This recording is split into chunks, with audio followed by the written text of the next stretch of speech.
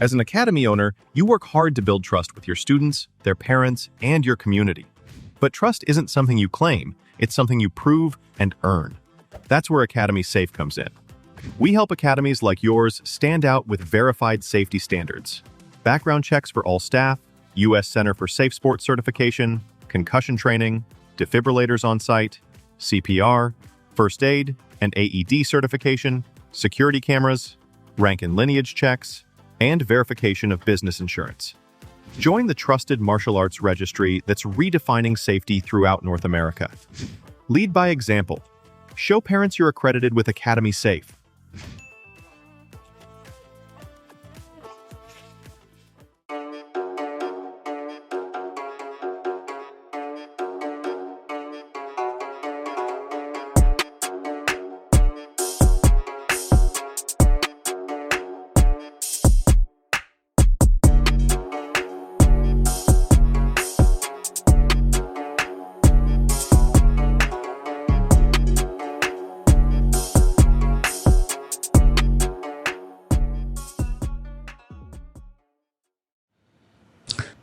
Hello, and welcome to My Empty Hands, a podcast about the martial arts, typically focused on Kempo, but we give love to all the martial arts around here. I am Reggie Darden, and I have another wonderful guest with me today, Mr. John Barhoover. I know we didn't go over the pronunciation of your name, but just it wouldn't be my show if I didn't butcher somebody's name. So no, you were pretty correct on that. Very good.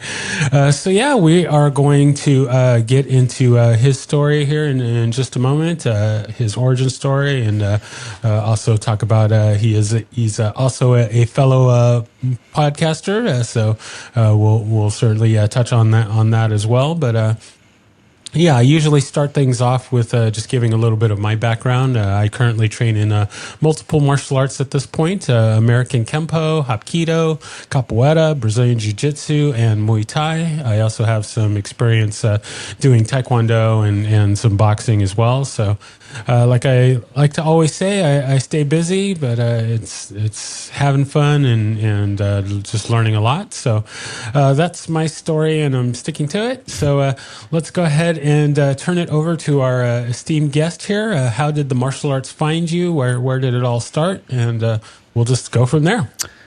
Yes, sir. So I started martial arts pretty late in life. I'm 44 years old now. Straight out of high school, I joined the military, and I did several deployments over to Iraq, and I've been all over the world with the military. I did from 2003 to 2004 and a half. I did. I lived in Korea. I was stationed at Osan Air Base, and it's interesting because Taekwondo, which is my specialty, is what came from South Korea. But when you go over there, you don't see any martial arts gyms or studios or dojos or dojongs anywhere. It's really, really weird. But talking to a couple of our allies over there, because we work very closely with the South Korean military, they learn their martial arts primarily in school. It's part of their curriculum. And then, when they graduate, it's a requirement that they fulfill 2 years of military service, and they also continue training in the military in martial arts. So over there, you don't see any of that. You see a lot of tailors, you see a lot of, food vendors, a lot of bars. There's a lot of bars over by the military base there. So, I didn't get very much exposure to that. I mean, I had a couple of the allies, showing me a couple things, but I didn't get very much into that. I was never really a big fighter. I was really never big into self-defense or anything like that growing up. I played football, baseball, hockey, track. I skied. I kept myself busy with a lot of sports, but martial arts was not one of them. Fast forward, then I get out of the military. I spent 17 and a half years in the military, and then I went IRR because my wife had some very serious health complications, and I ended my military service because I needed to be here with her because she had brainstem surgery. So in order to take care of her, I ended my military service at 17 and a half years, which is okay. But then I was a police officer at the time. And my real first introduction to martial arts was in the police academy. I went to Kent State Trumbull Police Academy, and we had a segment called Defensive Tactics, and we did it every week, multiple times a week, and we had classes on it.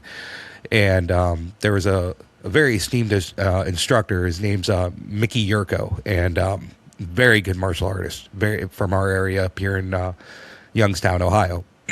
But I always seemed to be his punching bag. He goes, "Come here, do it now." I'm like, okay. And then next thing I know, he does these pressure points on me, does these arm locks, these arm bars. I'm like, this stuff's really, really cool. I need to learn this.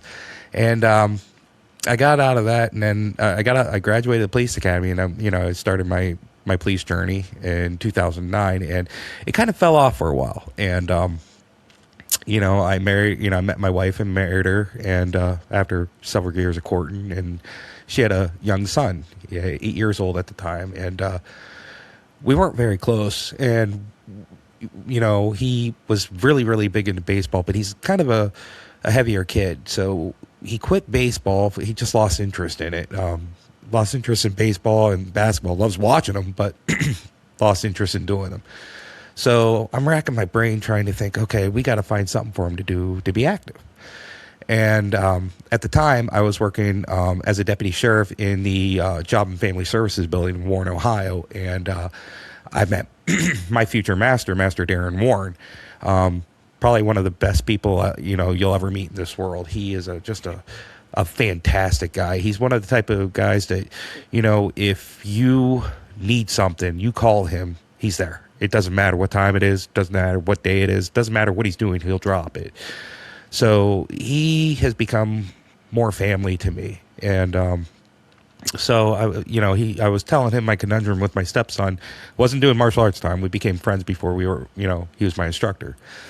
And he's like, well, I run a Taekwondo school.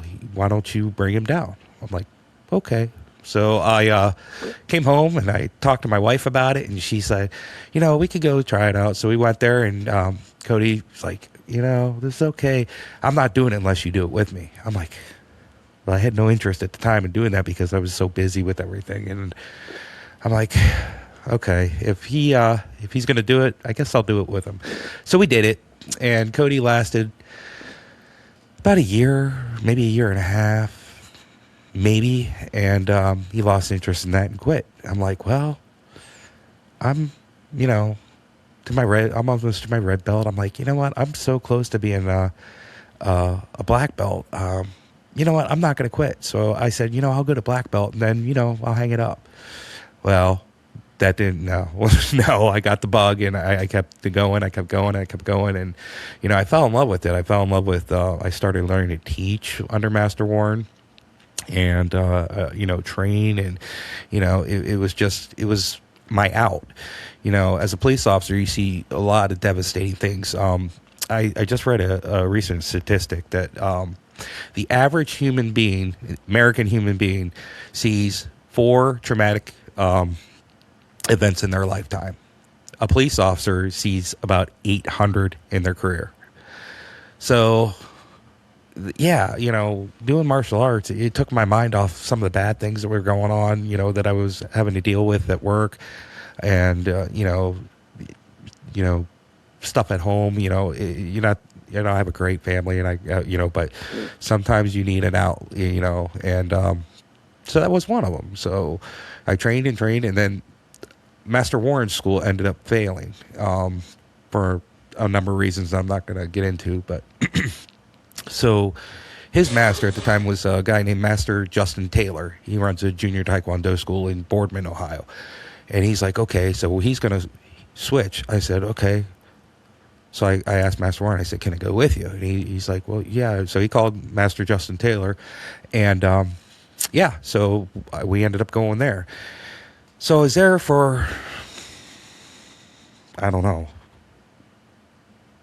8-9 years or something like that, and COVID hit, and we all know how COVID had acted with gyms and everything. The governor of the state of Ohio shut down all gyms and camping and anywhere where people were going to be. So Master Justin Taylor had a difficult time, so we started recording and training and recording, recording workouts in order to keep his students and, myself and him and everybody active. So I helped him, and there's Master Steven Siebold. He's a good friend of mine. He was there at the time. So we were helping with all that stuff and, just keeping everything open. Well, fast forward to the end of my journey there shortly after COVID. There were some differences and things, and Master Warren wanted to go back and reopen his school. So he found an opportunity to do that, and I went with him. I left with him to go to the junior taekwondo school, and then I left with him again to start up his own school again, called New Wave Junior Taekwondo School, not New Wave. I'm sorry, New Wave Taekwondo in Newton Falls, Ohio. And we've been there for, I think this is going on our fifth or sixth year. So we've been there for quite some time, and we've been growing steadily. But I owe a lot to Master Taylor, and I owe a lot to Master Warren. But there's another individual, my current Grandmaster AJ Perry. So when I split from the junior taekwondo school, I was at AAU state tournament in Ohio. Not sure if you're familiar with AAU taekwondo. This sounds familiar. So AAU Taekwondo is the largest amateur athletic union in the United States. They do basketball. I think they have football. I think they have all these different sports. But Taekwondo, they're very heavily involved with Taekwondo. You either got AAU or USAT. So those are the big organizations for martial arts, for Taekwondo. So I ran into Grandmaster AJ Perry, who actually sat in on my second dawn test, and I, walked up to him, bowed to him, and he recognized me, and we had a little talk, and we talked about what was going on and the split and everything like that, and so at the junior taekwondo school, I was learning World Taekwondo. So World Taekwondo is Kukiwan Taekwondo, as much as it can be, but my lineage is actually Muda Kwan. At my previous school, we didn't really get into much of the traditional. We did more of the WT because that's what you need to learn to compete in AAU anyway at the time. AAU has since opened it up to Tung Sudo and ITF and all these other traditional, Korean martial arts styles. So after speaking with Grandmaster AJ Perry, I told him, I said, listen, sir, with all due respect, I want to learn my lineage because Grandmaster AJ Perry was the late Grandmaster Myung-Won Kim, senior student, who was also Justin Taylor actually fell under that lineage as well. So being that we were we were from the same lineage, but I didn't know the traditional stuff, and I had a very high interest in that because I think the traditional martial arts, if younger folks don't start learning it, it's eventually going to slowly go by the wayside because, in order to compete, you have to know the WT stuff. So he agreed, and he took me under his wing, and now I'm learning Tung Sudo. So there was another guy named Grandmaster Sean Gordon who was part of our school, and he's a American Kempo guy. So I did do some American Kempo stuff. I think I got up to blue belt, but he split back and opened up his own school again. So, but I primarily do Taekwondo and then with a dash of Judo in there. So those are, that's my passion. That's what I love to do. So that brings us up to today's date, and there was a lot of competition in there, by the way. So. Very nice, very nice. Yeah, we're gonna definitely touch on the competition part. Mm-hmm. Just wanted to kind of go back a little bit. Before your military service, had you had any exposure to martial arts or anything before that? Not much. I had a couple school fights and a couple suspensions, but no, not too much. I mean, I always wanted to, but I didn't come from a wealthy family. I came from a very working class family. My mom was worked at General Motors, and my dad was a long distance truck driver, and he came home like 2 weeks out of the year. So there was a little bit of a lack of father figure in my life. My grandfather pretty much took the realm on that, and he was always there for anything I needed. He taught me to drive and all that stuff, but no, not too much. Loved the Ninja Turtles growing up, and I loved all the martial arts movies, and I had a very high interest in it, but I didn't really seek out any schools because I knew what the answer would be. At my high school and middle school, there was free events for me to go to, so martial arts wasn't a big thing for me at the time. But I found my love in my early 30s, late 20s. Gotcha. Early 30s. Gotcha.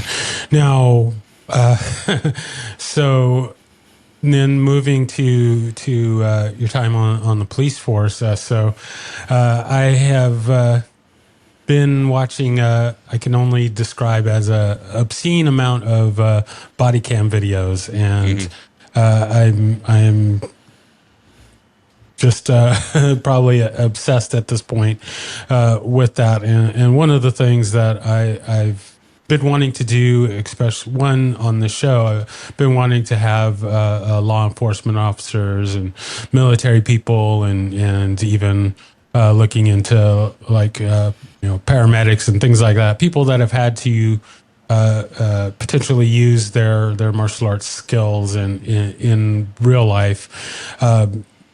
And just getting that viewpoint, because in watching these videos, a lot of these ones that I see, if you're in law enforcement and you're not doing martial arts, I'll put a little more juice or emphasis on grappling art, Brazilian Jiu-Jitsu, of course, or judo or wrestling or something like that. I think you're really doing yourself a disservice. I've seen way too many videos where, you can't judge a book by its cover, and you can't judge a suspect by their look. But I've seen way too many of these videos where someone that should have been rather, I guess, just for lack of a better term, easily subdued, is able to get away from and fight off 6, 7, 8 cops, and it's just it's mind-boggling to me when you're in that position and you can't get somebody tied up or whatever, and I understand that there are a lot of rules and stuff that police officers have these days, and the suspects don't have any rules, and Right. we could debate all of that, but just having that training is huge and definitely a must in my book. So just kind of curious, I guess I guess you weren't, and correct me if I'm wrong, you weren't kind of all into the arts while you were an officer, but was there kind of any experience in any of your martial arts experience that you had to apply there, or was there times where you're like, oh man, I wish I would have learned more or trained more by this point when having to deal with a particular situation? Right. So you bring up a good point, sir. In the police world, on average, the average human being is on camera at least 70 times a day. Whether you're walking into a grocery store, you're walking through a parking lot that has cameras, or somebody, starts videoing you, or traffic cameras. I mean, you're on camera constantly throughout the day, and a lot of people don't even realize that. That is the digital age. So with that being said, as a police officer, when you have to go hands-on with somebody, perception is everything. there's techniques you can use, and you have to apply those techniques, and there's a use of force, and I mean, you use that use of force to whatever degree that that is necessary for for an apprehension. I mean, if somebody has a knife and they're within stabbing distance of you, that's considered deadly force. If somebody has a pipe, also could be a deadly force situation. The law is it's black and white, but there's gray. There's a lot of gray. If you use any type of force to subdue somebody and they get hurt, you always run the legal liability of being sued, whether you're cleared criminally or not. There's a thing called the civil court.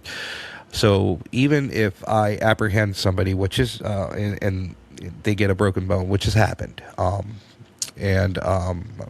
wasn't charged or anything. I mean, I used the correct amount of force that seemed necessary, or that was necessary at the time. But that being said, if I'm cleared by my department and the prosecutor's office and or BCI or any of those 3-letter agencies, I still run the risk of being sued. So you always have to take that into consideration. So when you're going hands-on with somebody, you have to be very mindful of your surroundings. I mean, you have to treat it like you're on video, you're going to make Fox News or you're going to make CNN, because perception is everything.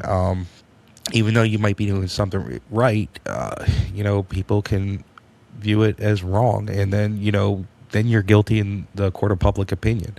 So I always look for techniques that, open hand strikes. Open hand strikes look way better than a closed fist strike. Does that make sense?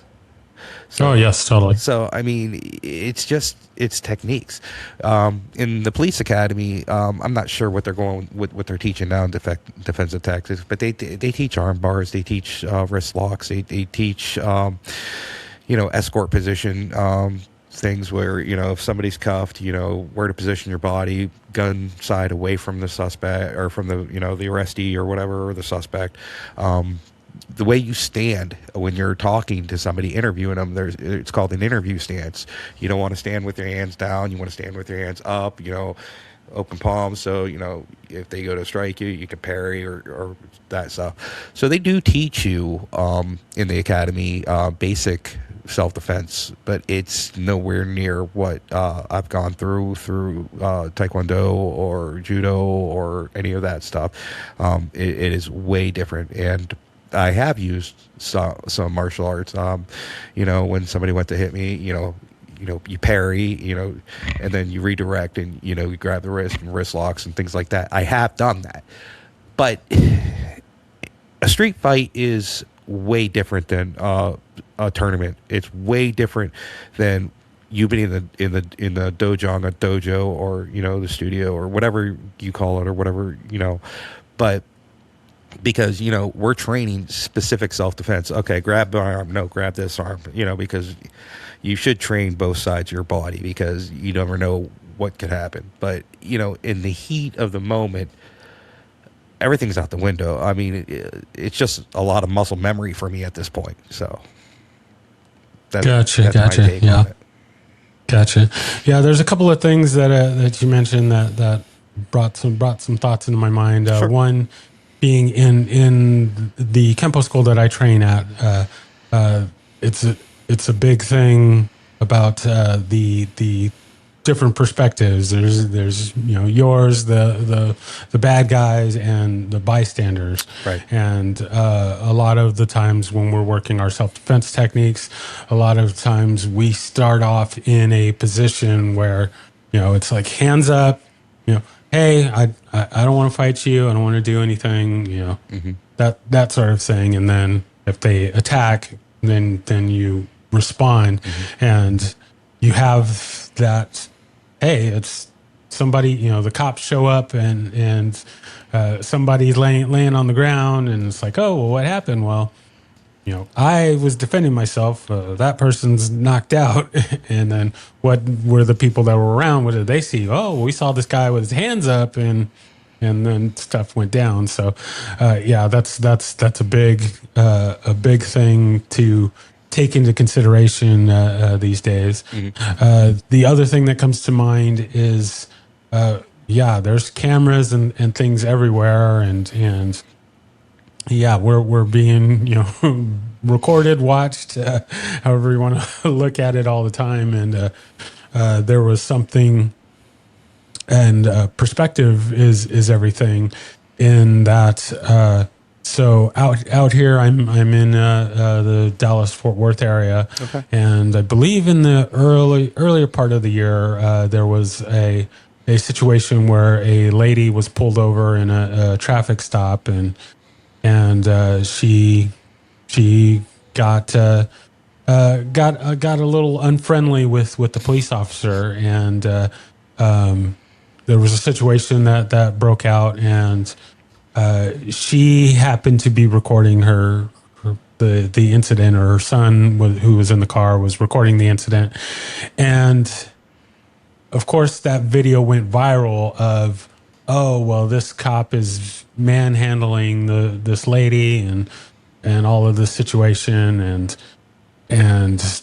I guess there was some kind of big lawsuit and stuff that came out. Well, the police department released their body cam, and of course, lo and behold, this lady's viral footage didn't have the whole encounter, Right. and we just see, oh well, this cop is yanking this lady out of the car, but the body cam footage showed, oh well, the lady was combative right from the start. She tried to throw the citation, and she refused the officer's commands, and just all these kind of things. And Right. once again, it's one of these situations where when her video came out and we just saw that one side, we just saw that one viewpoint. Oh, it looks bad. It looks like this cop is just doing all the wrong things. And so, yeah, having that, being able to see both sides really paints situations in a different picture. And kind of going along with that, some of these videos that I've been watching lately, for whatever reason, they have both the police's video and then the suspect or a witness or somebody else's video, and every one of those cases, you just see this very different sides of the issue. Yes. Depending on who's watching it. So 100%. What a lot of people don't know, at least here in Ohio, a traffic citation is actually a summons to issue for you to go to court. So by refusing to sign the citation, you could be arrested for that. And are you typically? No, but push comes to shove. Yeah, it's a court summons for you to appear in court for the violation that you performed on the road. I'm not sure about Texas law, but yeah. So I mean, that take it for what it's worth. Yeah, that was I believe that was pretty much the situation with this lady. It was just like, hey, just take the ticket. No, it doesn't mean that you were guilty. I mean, I think she sped through a school zone or something along those lines, and she just was already having a bad day, and Yes, sir. she took it too far. But and I believe the officer even said, like, oh, like, this isn't a mission of guilt. We're not going to try and debate what happened. Right. Just you did something, or you allegedly did something. I saw it, and now I'm giving you this thing, and she wouldn't accept it. She threw it back at him, and he's like, oh, now you're littering. And it just kind of spiraled from there. But yeah, it's it really surprises me how many people don't, you can think however you want about police or whatever, but it just, someone once said, and I've been thinking about this a lot, is don't treat the police like the police. Treat the police like someone that has a gun on their hip.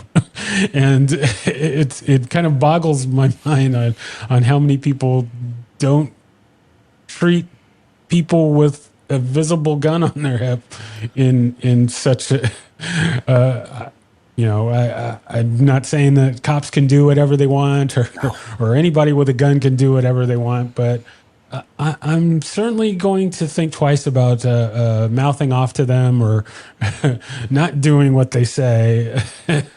But Well, in the grand scheme of it's a things, situation. Mr. Darden, in the grand scheme of things, we're people. You know, you, I've I've been called some of the most horrendous things in the world. And you know what? These people don't. The people don't view us as human beings, and that's a problem. And that's 90% of the problem that we go through because we wear bulletproof vests, but we're not bulletproof. Some of the stuff that they say about, us or our family or things like that, you kind of brush it off, but, I don't care who you are. I mean, you hear it and you continue to hear it and you continue to hear it and it affects you. I mean, a little bit. I mean, you got to take it with a grain of salt and you got to take it from the sort that it's coming from. But, there's way too much hate in this world. And, I should have been a firefighter because everybody's happy when a firefighter shows up. But, it's that's the only way I can put it. We see people on the worst possible moment of their life 9 times out of 10. It's the worst moment at that time in their life. And we have to deal with all this nonsense. And on top of that, we're supposed to de-escalate. For every 100 cops, there might be 1 or 2 bad, and those 1 or 2 bad make the news, and then those newsworthy people, it spreads. So the general public, some of them don't have a positive outlook on the police. And it is what it is, but we still have a job to do, and ultimately, I want to go home every night. I don't want to end up a statistic. So Exactly. All right. So let's go ahead and I want to make sure that we get martial arts. to some certain points sure. in our kind of limited time. But let's just touch a little bit on the competition part of it. Was that something that you were always interested in, or did you? I didn't know how big it was when I first started. We didn't have huge tournaments in my local area. In Ohio, there's a lot of martial arts tournaments. It's big. Cleveland, especially. Cleveland area was one of the biggest hubs for martial arts in Ohio. Cleveland, Cincinnati, Columbus. Then you got Pittsburgh with Grandmaster C.S. Kim. And you got Cleveland with the late Grandmaster Myung Kim, and you got some very, very, very well-known people that have brought martial arts over from Korea, especially Korea. That's because that's what I'm familiar with. So no, I didn't have a big interest in it. My first year in competition, I heard about a competition. It was called the Battle of Columbus, which was the Arnold Classic. It's one of the biggest fitness conventions in the country, if not the biggest fitness convention in the country. And that was a huge martial arts tournament. It was run by the late Grandmaster Jun P. Che, and he ran a wonderful tournament. And I was a yellow belt, and I hadn't been practicing very long, but I knew I wanted to go, and I knew I wanted to compete. I was late 20s, early 30s, maybe, right around there, and I had no idea what to expect. Master War, I kept asking Master War, what's this all about? Am I gonna be okay? What do I expect? He's like, you'll see. I'm not gonna ruin it for you. You got experience. I'm like, what the hell is he talking about? I've got to experience this. Because I'm the type of person, I prepare for everything. I want to know what's coming. I want to know how to prepare for it. He's like, you'll see. You're fine. Okay. So I get down to Columbus. It was in Columbus, Ohio. And I get to my hotel, and I check into my hotel. That's another story. It was a Red Roof Inn, and halfway through the night, I found a bed bug and I freaked out. So I had to change my hotel room. So on top of the anxiety for the tournament. I had the anxiety of changing a hotel room and not knowing if there's more bugs in this other room or whatever. So that was insane. So, I had to hype myself up. So I think I watched a Jean-Claude Van Damme movie and Bloodsport, and I hyped myself up with that. And then I get up the next morning and head over to the convention center, and I walked in, and it was about the size of a football field, maybe a little bigger. It was at the Ohio State Fairgrounds, and I walk in, and there's thousands of people. I'm like, what the heck did I get myself into? And it was all, I did breaking, I did forms, I did arpumse, and I did sparring, and I did point sparring, and, it was just insane. So as a 30-some-year-old, 30-some-year-old yellow belt, there wasn't very many GUP students that were my age, my weight class, and my gender, and everything like that. So my very first sparring match, I had to spar a black belt, and I'm a yellow belt. And at the time, I was very intimidated because this guy's a black belt. He must be a BA, badass. And I didn't know what to expect. So I get up there, and I'm like, okay, I'm just going to punch this dude as hard as I can, and maybe he'll just go down. So I get up there, and, during Jusset, and Sija, and we go. And he hits me like 3 times before I know it. I'm like, what the heck? I'm like, okay. So we go again. And I score a couple points on him. It actually went down to the golden point, and he beat me with a chest kick, front push kick. And I'm like, because I opened myself up. I was trying to move around and be cognizant.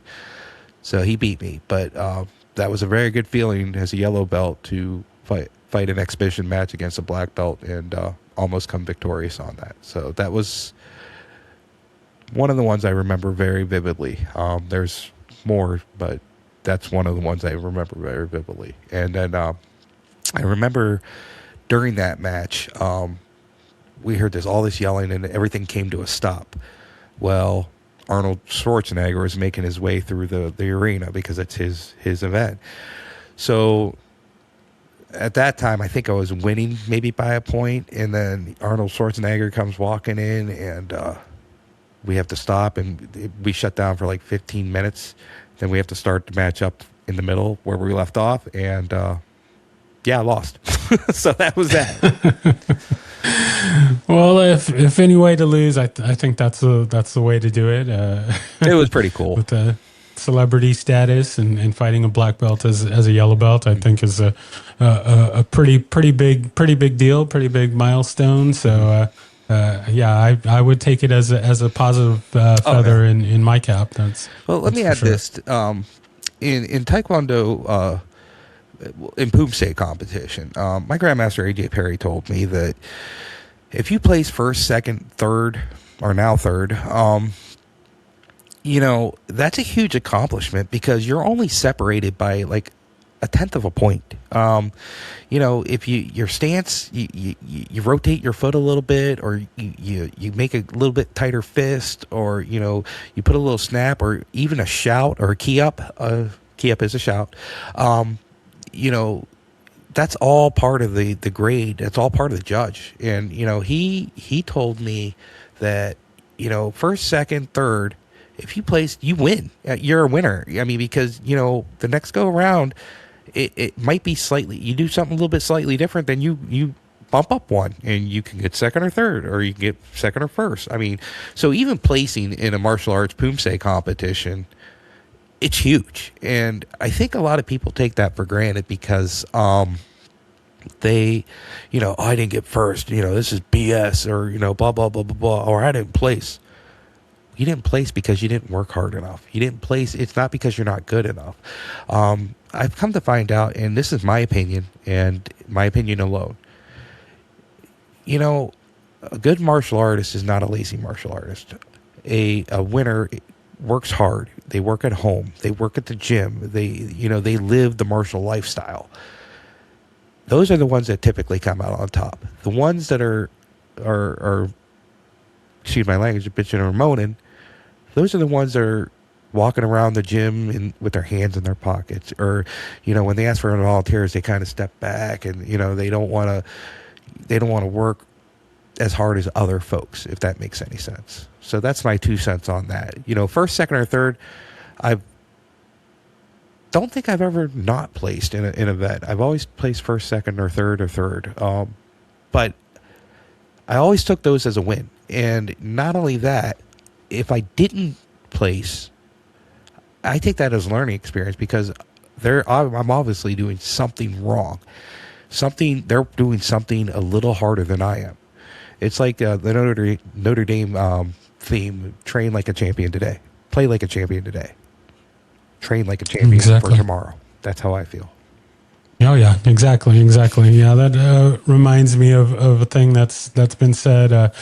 Someone goes into a martial arts school and ask, oh, well, how long does it take an average person to get a black belt? And the answer is never, because average person doesn't get to a black belt. And yes, sir.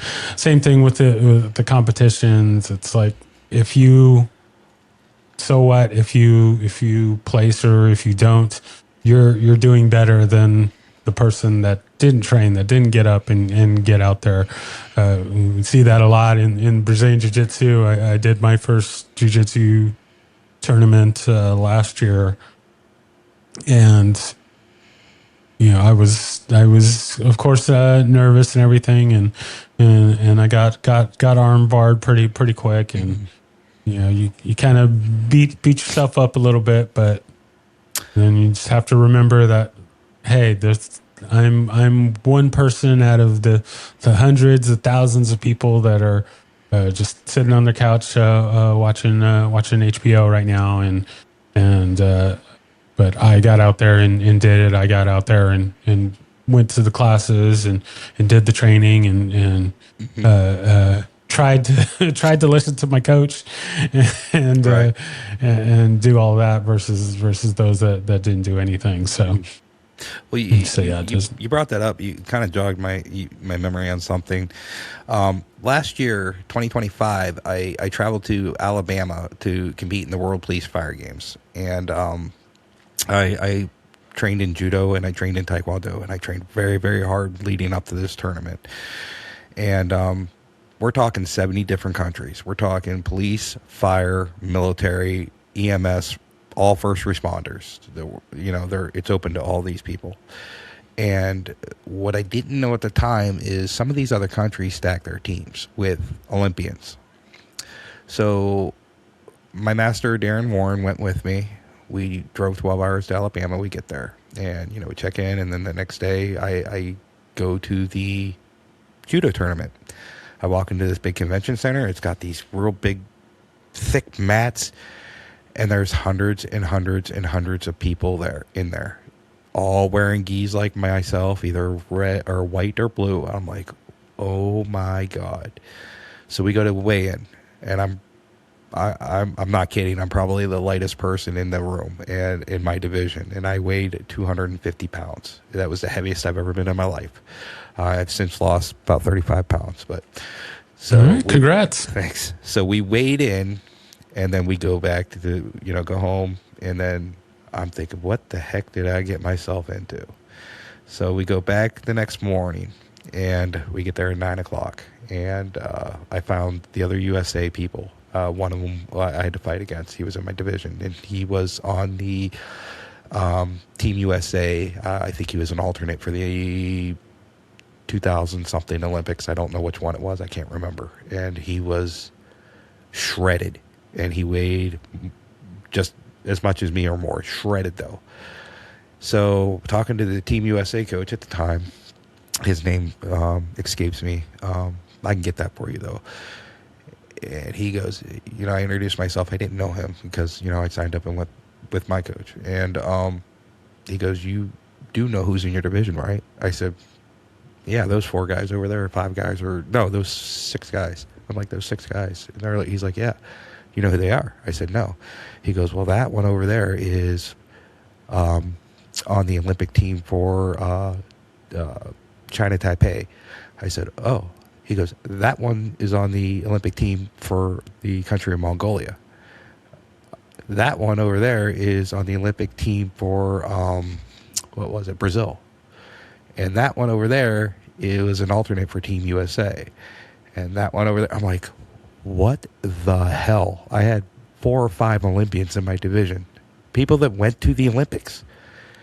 I've never been to the Olympics. I've watched it on TV, but you know, I'm never going to go to the Olympics. I'm like, now I have to fight these people. I'm like, geez Louise. So I walk up, my first event, Team USA guy, you know, within 3 seconds, Ippon, up and over, boom. I'm like, okay, this sucks. So I get up, and then my next match, it was Mongolia. He kept trying to grab my game. I'm slapping his hand because I don't want him to get hold of me and manhandling me. I'm like, okay. So we go to a fight off, and he pointed me, and I lost that one. And then the Chinese Taipei, this guy weighed, he had to weigh 450, between 450 and 500 pounds. He was huge. So I go up to shake his hand beforehand, and he's like, he doesn't want nothing to do with me, won't talk to me, won't acknowledge me, won't smile, won't nothing. I'm like, this sucks. So we go to, we get in our match, and we bow in and go in, and we go at it. It's going back and forth, and I'm like, I'm doing everything I can not to let this dude get a hold of me. So I get the upper hand. In judo, you want to get the higher your grip on their collar, the better. So I get the highest grip. I'm like, yes. I'm so excited. And I grab his wrist, or his gi sleeve, and I'm wrenching it. I'm trying, and I'm starting to move. I'm like, oh my God. So I flip my whole body around, and I go to do Sanagi, and I had him. He was going. I felt his body going, and then out of nowhere, he twists his shoulder or something, and the fulcrum. I felt, honest to God, it felt like it was an eternity, and it maybe lasted 15, 20 seconds total. And in a fight, that is an eternity. But I felt it. I felt everything about my body shift. Up and over I went. Boom, Ippon. He beat me. I ended up placing third overall and medaling. So for me, that's a huge win because there was more than 3 Olympians in my division. So I was happy. I was ecstatic. My master Warren, gave me the biggest hug, and he's like, he was almost in tears. He was like damn near crying at the end, and he just told me how proud he was of me. So fast forward, then the next day, that was Taekwondo.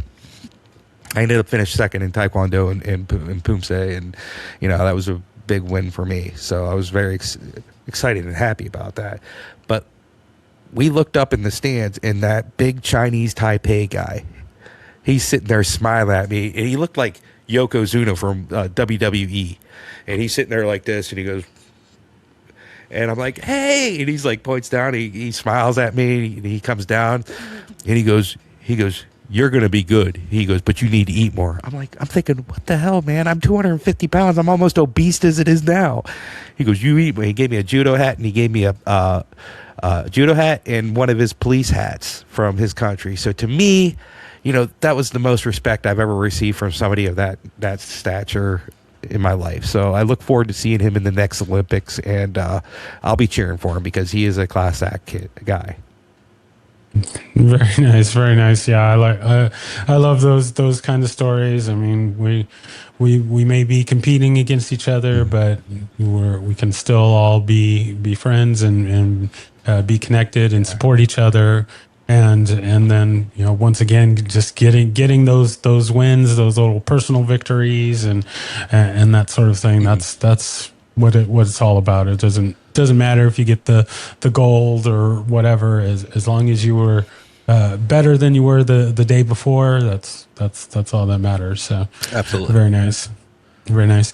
All right, so let's want to make sure that we don't go too much over time. You're fine. But let's go ahead and talk about the podcast. So, how did that all start, and when did you decide that you wanted to choose a life of misery and work by starting a podcast? And we won't get too much in the weeds, but how many microphones do you have, or have you gone down that rat hole yet? Yeah, I have. So it's funny. My wife just walked downstairs, and she's doing laundry right now. And this was a whim, and my wife hates it because she wants to plan something, and I said, you didn't tell me early enough. I scheduled 2 interviews that day, or something like that. So she gets a little perturbed with me. I will say that. And but yeah, no, this was just I was talking with Grandmaster Samuel Naples. He's one of my mentors as well, and I've trained with him. And I talked to Master Warren, and I talked to Grandmaster AJ Perry, and I said, hey, I've got this idea for an interview series, and it wasn't as big as I thought what I wanted it to be. I wanted it to just be, influential Taekwondo masters, like people that like Grandmaster C.S. Kim and Grandmaster, Perry and Grandmaster Naples, and just like some influential Taekwondo people, because that's what I study, and judo people. Well, it kind of grew, and it kind of grew to Kempo. It kind of grew to Shunryu Karate, Shotokan, and Jitokwan, and just started, it just opened up this rabbit hole. And, the more I started asking people, the more they obliged. And, I got some bigger names right off the rip. And, now I've got 20, 30 interviews lined up, and I don't even have dates for half of them yet, because I got to get through the first 10 to make sure that I don't have anything scheduled, or I don't have any mandatory overtime or anything like that. So rewind back to, this was an idea, and it blossomed. I didn't have a laptop. Went out and bought a laptop. Then I found that I didn't like using the little trackpad, so I bought a wireless mouse. And then I didn't like using the keyboard, so I went out and bought a mini keyboard. Then I didn't like using the screen on the laptop, so I bought a second monitor so that I could, have stuff pulled up when I'm talking to people, or have, see what the picture looks like, and just like stuff like that. And then I had a microphone boom, but the quality wasn't as where I thought it should be. So I bought this thing, which was this great microphone, Mayona. It's a 3-in-1. It's TLR. It's USB. It's wireless. You can use it with your phone. It's chargeable.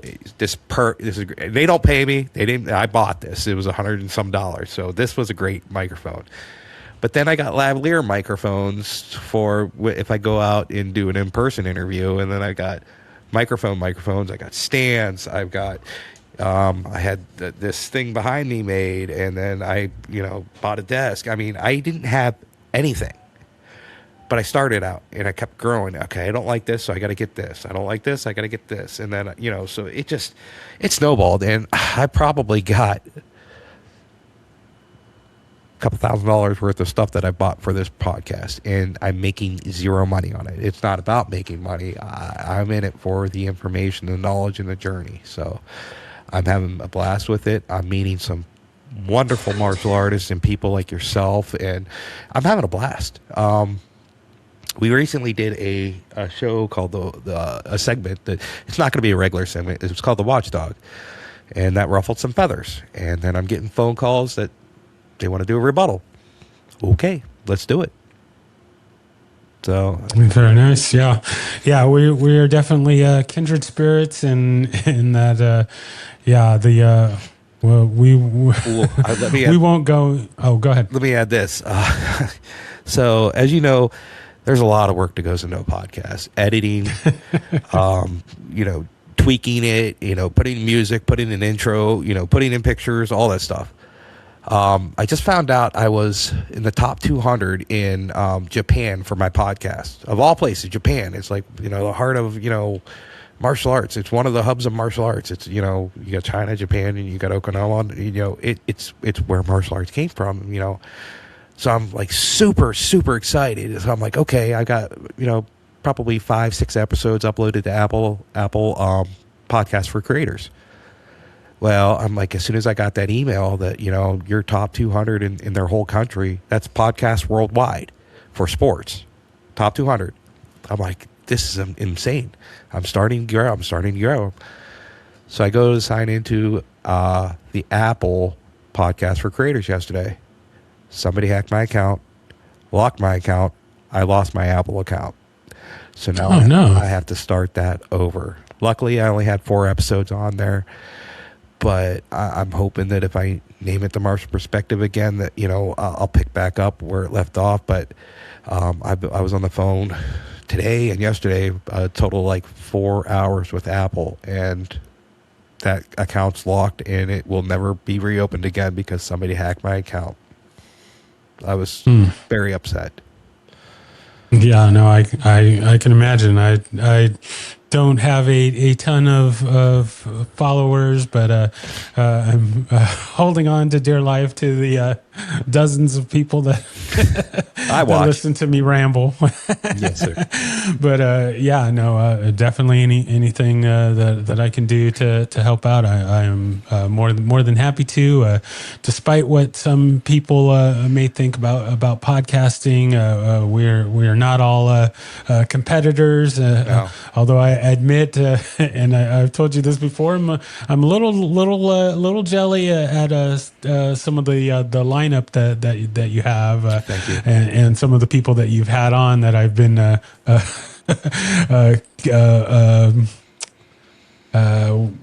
stalking, or maybe that's not the correct word, but there's a lot of people's inboxes that are probably tired of seeing my name pop up. But well, if you need any help or anything I can do to help you, you know you have it. You got my phone number. Just give me a call. I'll help any way I can. But yeah, but we're all about supporting each other, and Yes. and it's all in good fun. And yeah, the rat hole of podcasting equipment and accessories. Yeah, we'll have to talk about that offline. Yes, sir. As you would see my setup here, but yeah, it's all about fun and getting those stories out there and getting that information out there and sharing, and it's good fun. So yes, so I like it. All right, so we're going to move into our lightning round here. So sure. I got a few little questions as we head towards wrapping up here. So the very first question is, do you have a favorite technique? Yeah, turning back sidekick. It's quick. It's one of the most dangerous moves you can do in Taekwondo. It could change the scope of a sparring match or a fight in an instant. It's effective tournaments. It's effective on the street. Not as a cop, because it doesn't look kind and gentle, but it's a very, very great technique.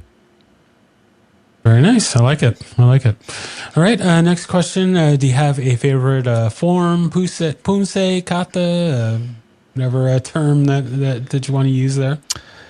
Yeah. Let me think about that. That's I like. God, there's some great forms. There's some really, really great forms. Shipjin. I like Shipjin. Shipjin is a beautiful form if it's done correctly. You got the rising suns in there. You got the horse stance back. And you got some great kicks and powerful punches. It goes at a few different angles. It's a fantastic form, and it's not terribly long, but it's not terribly short. It's a perfect. And if it's done correctly and done in a way, I think it's an unbeatable form, in my opinion. Very nice. All right. Next question. Do you have a favorite weapon? A favorite weapon? Jeff Speakman. No, I'm kidding. No, he's Kempo. Favorite weapon? Hey, it's a weapon. Yeah. It's a perfect one apparently. Probably sword. Probably broadsword. Master Perry just taught us this really, really cool broadsword a form, and it looks it's incredible. I can't wait to use it in a tournament. Broadsword by far. Very nice, very nice. I like it. I like it. All right. Next question: if there is anyone that you could train with, living or dead, fictional or non-fictional, who would that be? Anybody I could train with?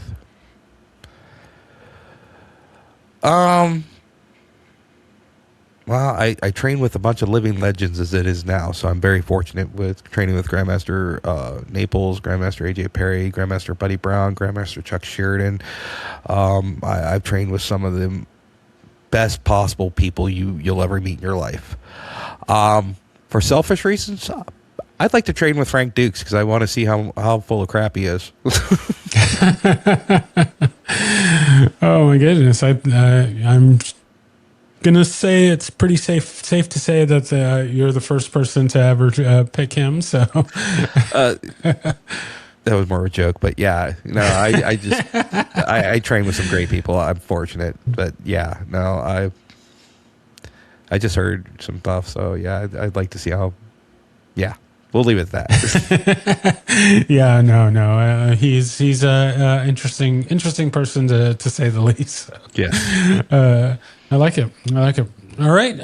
So then our last question here, what is something that always motivates you to train and or something you want to put out to motivate others to train? So I use the example of the movie Rocky IV, the training montage of him doing the work in the snow and then lifting the boulders and all that kind of stuff. I see that scene and I'm always kind of ready to get out on the mat and get to work. However, I may have to start altering that because it kind of came to my attention recently, and I hadn't really thought about this before. But the training montage in Rocky IV, he's doing a lot of good work and stuff, but he's not really training to fight. No. Versus the training montage in Rocky III, where all he's doing is fighting and doing things, specifically for training to fight. But right. it just kind of struck me as kind of funny. I was like, oh yeah, I mean, yeah, running around and doing all that stuff is great, but building a house. He wasn't really, yeah, he wasn't really fighting. It's great training for carpentry work, but maybe not so much in a boxing ring. But yeah, what is something that always motivates you to train, or something that you'd like to share to motivate others to train? You know what? Every day is a possibility to get better. Every day you wake up, you kick your shoes on, you eat breakfast and everything like that. You always have an opportunity to get better. My motivation is my children, my wife, because I want to come home. Anything that I can do to get better, to have the competitive advantage at work, or I'm talking about not against my coworkers, but against any opposition I may come into contact with. I want to come home. I want to go to work, and I want to come home safe to my family. Every day I think about training. It's odd because every day I go to work at the same time. I leave work fairly early because I like to get to work and mentally prepare myself. And I kiss my wife goodbye, and as I'm walking to my car, I'm thinking about, okay, am I ready for this? Martial arts mentally prepares people for what they're doing, and that motivates me. My family motivates me. Now, if there was a movie training montage that motivates me, I would say The Karate Kid Part 1, when he's training, and he's on the boat and you have the music, and it's uplifting. I like it. No, For sure, for sure. Yeah, it's a classic for a reason. Yeah, very nice. Very nice.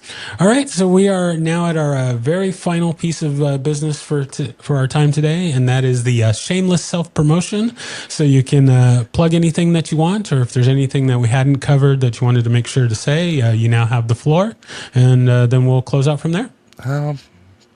Well, I want to tell you that you're doing a great job. You've had some fantastic guests. You cover a lot. You have some interesting questions, and I think you're doing a great job.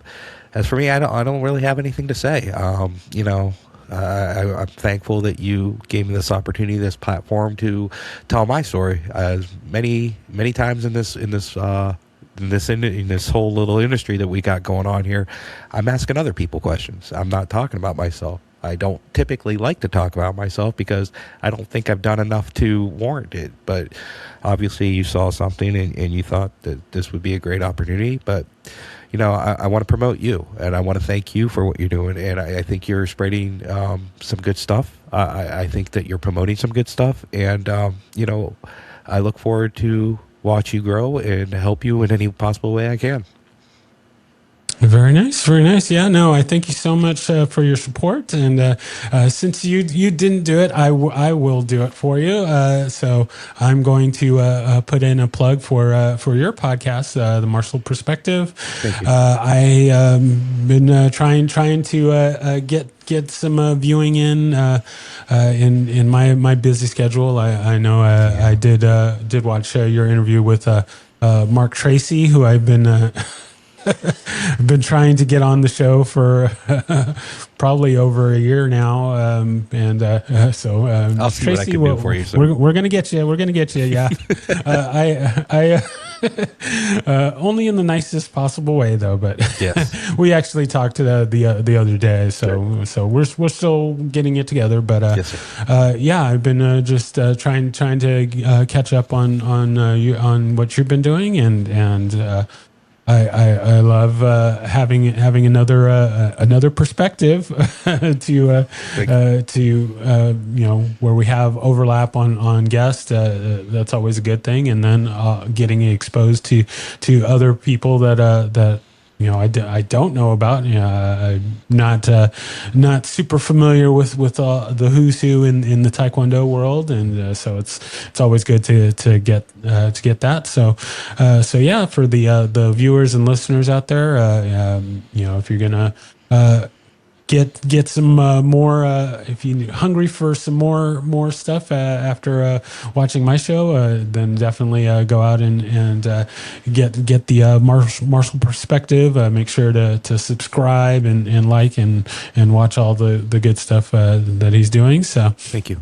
So yeah, I thank you so much for taking the time to be on and sharing your story. And of course, you have the open invitation to be on anytime. There's so many things that we want to get into, but we can't have a 15-hour show. So we'll do it again. We'll end our time for today, and we'll have you back on in the future to get into more topics and stuff. And once again, I just can't thank you enough for being on and sharing your story.